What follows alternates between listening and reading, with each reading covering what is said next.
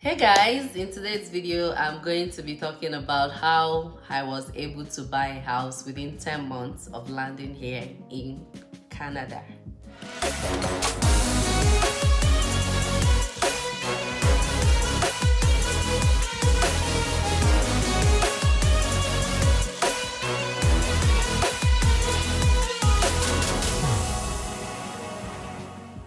Welcome back to my channel. If this is your first time, please click the like button, share, subscribe, and if you're a returning subscriber, I want to say a big thank you. You mean the most to me and you mean the world to me. Thank you so much. Without further ado guys, because you know I don't like to waste people's time, I'm going to share how my husband and I were able to buy this home in 10 months. Okay, there's the previous video that I posted giving you a tour of my house, and a couple of people actually commented and said, how were you able to do that? I know you recently just moved to Canada.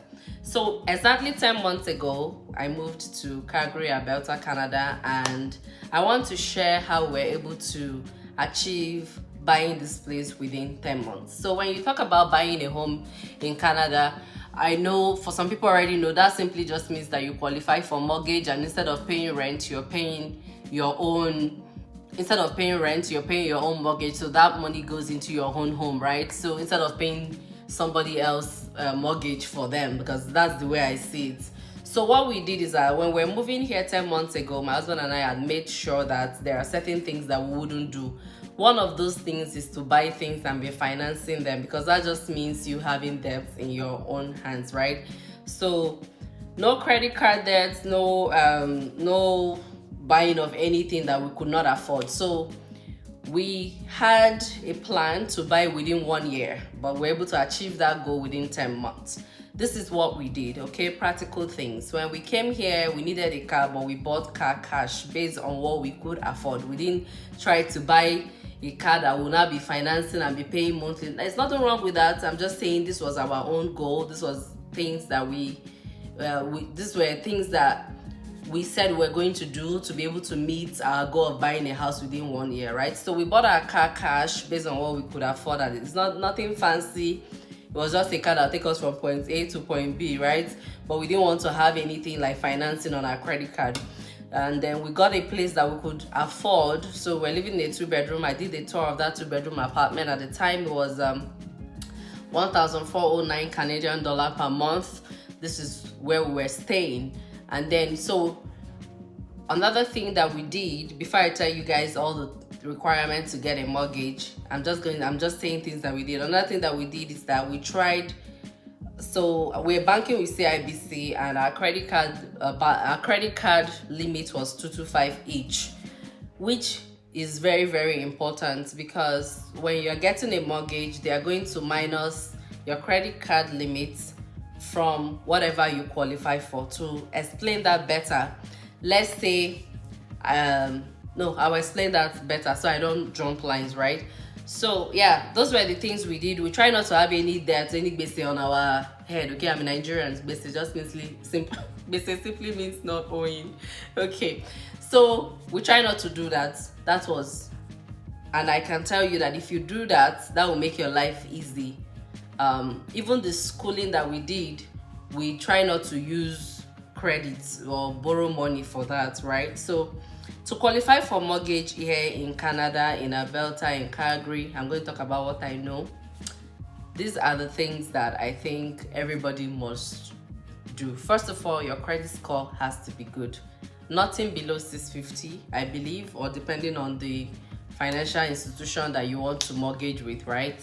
So we built our credit card from the moment we came to Canada. We're buying things with our credit card intentionally, and we're making sure that we're paying that credit card not after it's due. We're paying on time, okay? So you don't want to be owing credit card and all of that. So we use our credit card. That's the thing again. Another some people will think that they don't have to use their credit card because you need to use your credit card to build your credit score.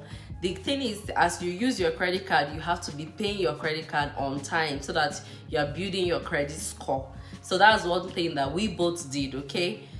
and we're able to build that credit score within these 10 months that we needed. I think my husband was like 700 and something, and I was like almost 700 because I used mine a lot. I don't know, for some reason we opened the bank account the same day, but he had a better credit score than I do. But mine was still good because they will combine. If you are buying the house as couple, they will combine both credit, right? They are going to combine your income. So one of those things is getting a good credit score. Something I learned when we came, see, our bank approved us only for $1,000 credit, and I was like, that is so small. How am I supposed to build a credit score with 1,000?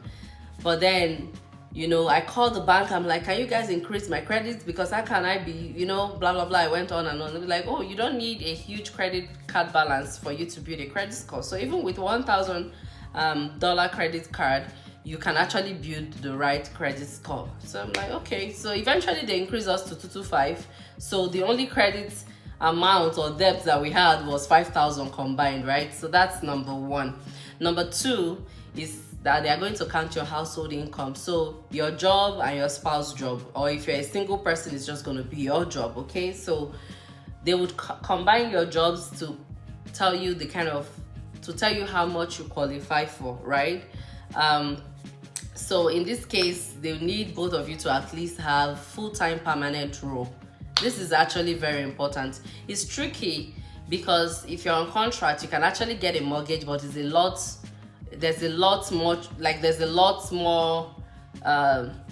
it has more process to it, right? There's much more procedure. It's not like when both of you are just on a full-time permanent role. So if you're on a contract role, you're not on a full-time permanent job, you might need to I've worked in that contract for like 2 years, you know what I mean. But if you're on a full-time role, which I'm going to talk about how I moved from, in a different video, how I moved from working in the hospital in Abu Dhabi into project management. Okay, so full-time permanent role is what you are going to be targeting if you are looking to buy a house within 1 year. That being said, if you find a job to pay your bills, I'm not saying don't go for that, take it, but then be aiming to get that kind of job that you'll be able to use to, you know, get approved for mortgage eventually, which is a permanent full-time job. So those were our targets. My husband got his quite earlier, 3 weeks after we landed here. He got a good job, and I got mine much later. So once we both had that full-time permanent job, we knew that it was time that we take the mortgage thing serious, right? So credit card, full-time permanent job. The third thing is your 5% down payment. You can pay down payment up to 20% if you have. In our case, it was 5% that we paid. So 5% of whatever house you want to buy. If you want to buy a $1 million house, you need 5%. The tricky thing here is that the first 500,000 of that house is 5%. The top 500 on that 1 million is 10%, right? So I don't know if that makes sense. So let's say I bought a house of 700,000. The first 500,000, I'm going to pay 5% down payment on that. The 200,000 on that 700,000, I'm going to pay 10% of that. I hope it makes sense. Okay, so you need to get your 5% of whatever amount. So if you are targeting to buy a house of $600,000, you need 5% of 600,000 to be in your account. Okay, chilling in your account, because you will need those, right? So again, the next thing that you're going to need is your recent pay stub. They're going to ask for your 2 recent pay stub from your job, okay, just to show that you truly work there and you are still currently employed, and when you get the mortgage, you'll be able to pay for the house. Another thing that you're going to need is a letter from your company, okay? Employment letter is different from your job offer that you get when you got the job. So you're going to need an employment letter from your company to show that you still currently work there. What's going to happen is that they will call your company to verify that you still work with them. So you want to actually stay on the job until you're done with the whole thing, right? So that is basically all the documents you need just to run through: a good credit score, you need full-time permanent jobs, you need your down payment, your 5% or 10% or 15 or 20% down payment, whatever you have. You can't pay less than 5%. You need 2 recent pay stubs, and you need a letter from your company, right?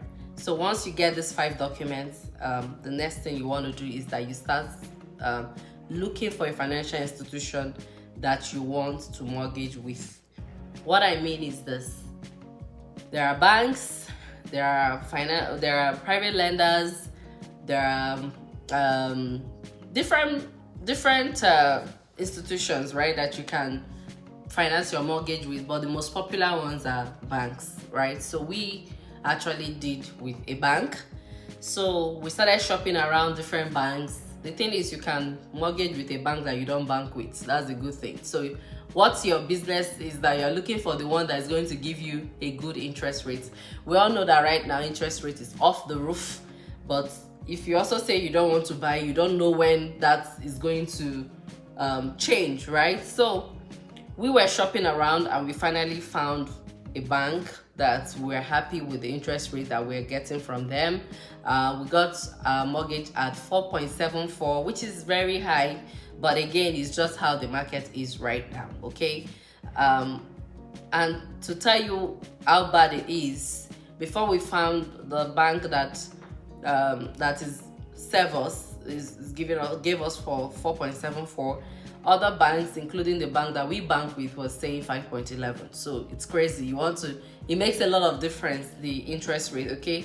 Now, another thing you want to do with, eventually, when you finally settle with a bank that you're happy with, you want to know if do you want to do variable or do you want to have a fixed mortgage with them. So people do fixed for 5 years, people do variables as well. Variable means, oh, if the interest rate goes up, I'll pay what the current interest rate is. If it also goes down, then I'm lucky, then I pay the current interest rate. When you're fixed, it doesn't matter if you went up or went down.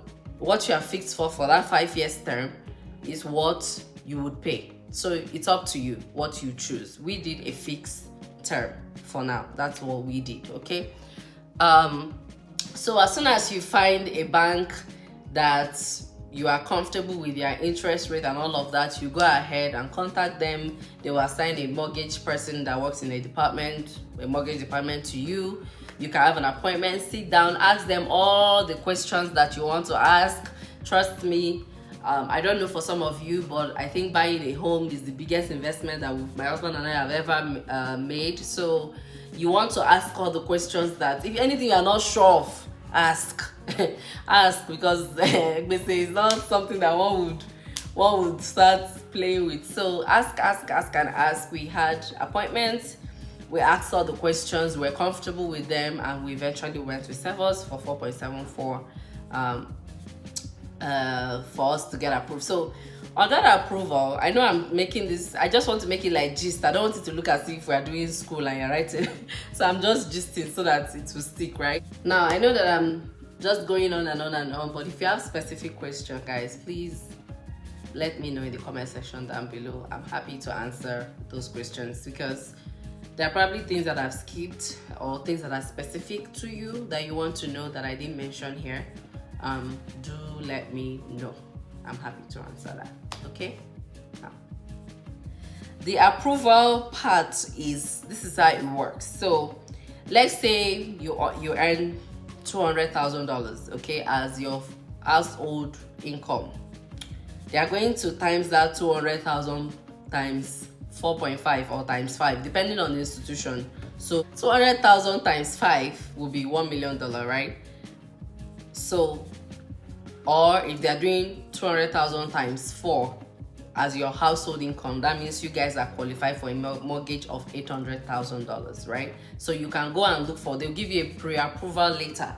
You can go and look for a house that is within $800,000. The good thing is you don't have to use all the $800,000. If you find a house that you love and it's $500,000, no problem.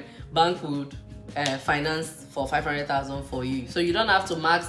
You don't have to say, oh, I qualify for 800,000, then I have to use the entire 800,000. That's not the case at all. So that's how you know how much you qualify for. So let's just say I'm earning 100K and I want to buy a house. I approach a bank, they will tell me, oh, based on how much you earn, this is how much mortgage you are qualified for, right? So I have to go and look, and they will give me a pre-approval letter that is only valid for 2 months. I think it's valid for 60 days. 60 days or 45 days. Can you imagine? This was recent and I'm already forgetting. So I have to look for a house within that time. Once I find a house, the bank would I go back to the bank and I say, hey, I found a house that I like, blah blah blah, and then the next step is to get a final approval, okay? And you get your lawyer. If it's for us, we didn't get an inspector to inspect this house because it's a brand new house. We don't think there's any need, and we have warranty on it and all of that. But if you're buying a house that is not brand new, it's very important that you are getting an inspector to check, because everything might look good, but you never know, maybe something is wrong, and you just find out after you have paid for it, right? So that's basically about it. You got a lawyer.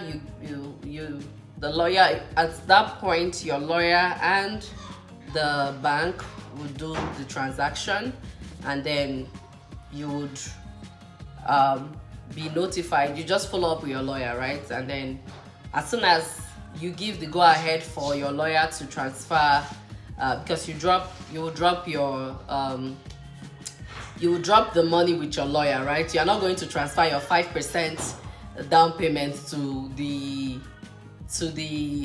owner of the property, right? You do that to your lawyer, and then your lawyer will ask you one more time to go check the place, make sure that you are happy, give them approval. It could be written, it could be verbal approval, and say, go ahead and pay them, I'm happy with the house, and then they purchase the house for you. Pana! You are now a new homeowner, you get your key. Okay, so that's like the crash course on how to buy a house. Basically, you get your key, you move in to your empty house, like in our case where we did not furnish. I'm still trying to furnish. I'm not doing a video on full furnished apartment or furnished home right now because it's still not very furnished. When it's well furnished, I will let you know. Right now it's not very furnished, so you will not know. Okay, so jokes apart,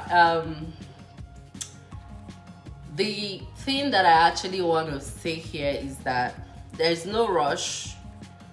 Just make sure that